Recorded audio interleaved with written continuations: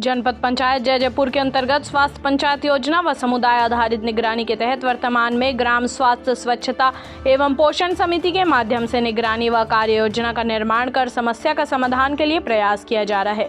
समुदाय स्तरीय निगरानी से कई समस्याएं हल हो रही है।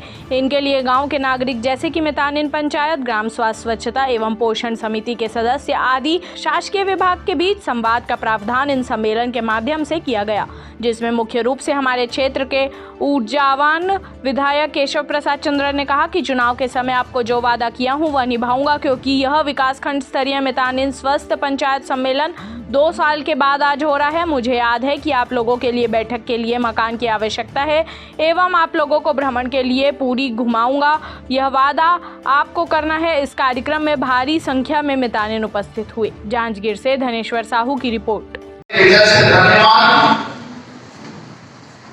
लगातार आज के सम्मेलन में जयजयपुर के सम्मेलन रहा है, कम्युनिटी के रहा है, जमालपुर का है, जहाँ तक विधानसभा है। जब जब आप संदेश दे रहे अभी नहीं, जब विधायक दे रहे तब से आप के बीच पाया जा रहा है।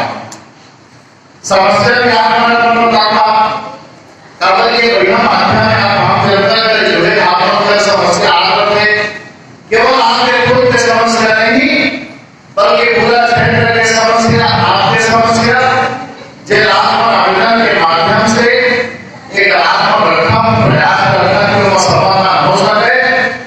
सब कुछ